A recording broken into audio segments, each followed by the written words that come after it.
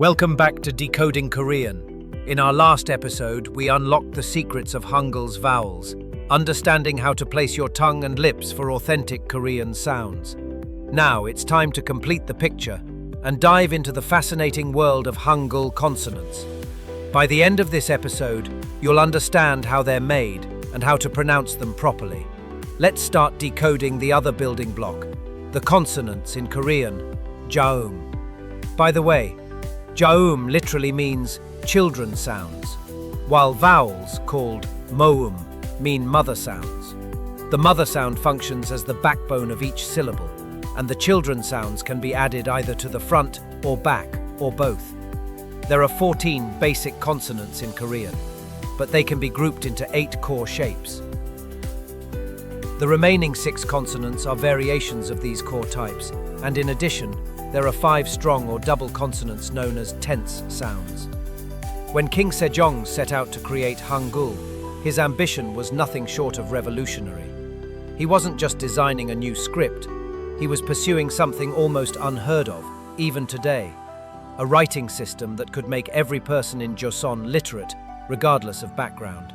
To achieve this, the writing system had to be so explicit in its structure and logic that it could be learned by anyone, even those who had no prior education or exposure to written language.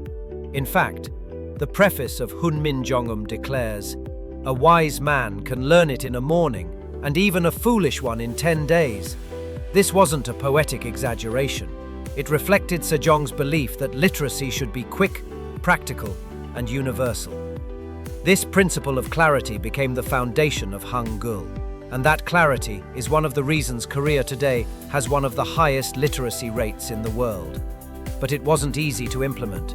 For example, take the sound g. How do you represent the g sound in a way that's immediately understandable to someone who has never studied phonetics? After many discussions with his scholars, Sejong settled on a simple but brilliant idea. The consonants would visually imitate the position and shape of the tongue or mouth when pronouncing each sound. It's worth remembering what we discussed in the vowels episode, that Korean sounds, both consonants and vowels, tend to be soft and relaxed compared to many Western languages. So keep that in mind as we go through these. Let's begin with g. Because consonants can't be pronounced alone in Korean, we usually pair them with the vowel for demonstration. This makes it easier to hear the consonant's shape without interference from more complex vowels. Even though, ironically, itself is quite difficult for non-Korean speakers. Each consonant also has a conventional name, which often includes the vowel to clarify how it sounds before and after vowels. When you say g, try to pronounce g sound, like in go, gate, or the final sound in bag. Feel the back part of your tongue rising slightly and pressing against your soft palate. That motion is what g is designed to reflect. The letter is called kyeok in Korean. Before vowels, it usually sounds like g, and at the end of a syllable, it often sounds more like k, as in guy versus buck. If we intensify the sound, we get g, and when we pronounce it without vocal cord vibration, in other words, unvoiced, it becomes k, like in the word king. This idea of a strong or doubled consonant doesn't really exist in English, but it does appear in languages like Italian. Words like attacco, secco use double consonants to strengthen the sound. So in Korean, we might write the English word cafe as cape, but if we were writing the Italian pronunciation, we'd spell it cafe. Next, we have n. When you say the n sound, as in nurse, notice how the tip of your tongue gently touches your upper gum ridge. That slight lift is exactly what's captured in the shape of n. Its name is Neon, and it always sounds like N, both at the beginning and end of a syllable. Let's move to D. The sound here is like the D in dog or dirt. Your tongue presses a bit more firmly against the upper ridge. This is de, called diggen. If you raise the tongue slightly more and remove voicing, it becomes t, as in Tony. The tense form is de, similar to how Italians double the T in fatto, or how English speakers slightly stress the T in stop. Now, r. Lu visualizes voiced sound passing through a winding path. It's the same tongue position as the lu sound in live, but unlike the smooth prolonged in English, the Korean lu is much more abrupt. It's a quick flick of the tongue, a short single tap. That's why, especially between vowels, it can sometimes sound similar to the lu in very. But don't be confused, it's not the same English, which is produced much farther back in the mouth. In Korean, the tongue always stays at the front, tapping just behind the upper teeth. This is what gives lu, or lil, its unique character. A light, flapped sound that can resemble either lu or il, depending on position, but always made the same way. We read it as il. Next is m, which is very simple. Just close your lips and let sound come through your nose. That's M, as in mother. The character represents this sound and is called mi, then b, we read it. This is the voiced version of a bilabial stop, like in boy or book. If you remove the vocal cord vibration, it becomes p, the p sound as in pen. The tense version is bu, found in words borrowed from Italian like doppio, capello, or in English clusters like the P in spin. Now we get to the sound s, read as chiot, which is surprisingly the most difficult for English speakers. Why?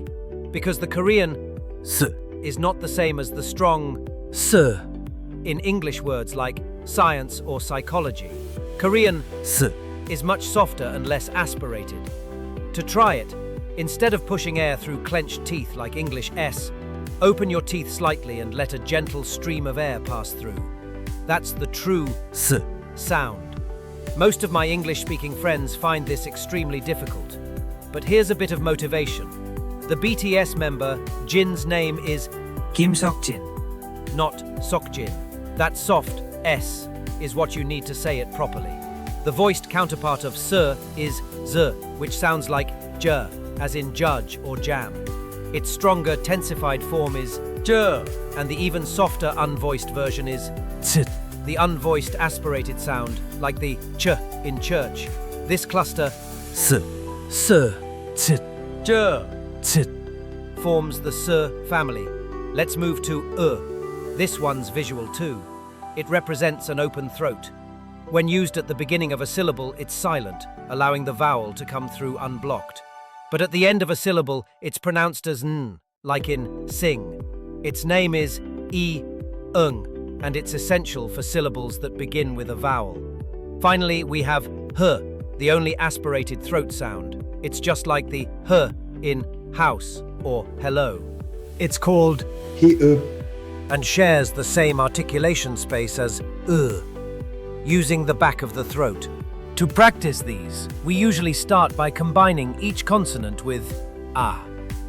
So we say ga, na, da, la, ma, pa, sa, a, ja, cha, ka, ta, pa, ha. You can repeat this with other vowels too. For example, with o, go, no, do, lo, mo, bo, so, o, jo, cho, ko, to, po, ho.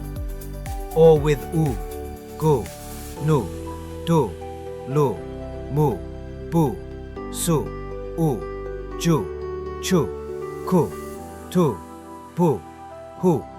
Not so difficult, right? Let's quickly recap all the consonants we've seen. We have g, g, k, nu, d, d, t, l, m, b, bu, p, s, j, ch, h. In the next episode, we'll explore how these consonants and vowels come together to form full syllable blocks, the real magic of Hangul. We'll also uncover 5 fascinating letters that once existed in Korean but have since vanished. Why were they removed? Could they still serve a purpose? You'll find out. See you next time on Decoding Korean.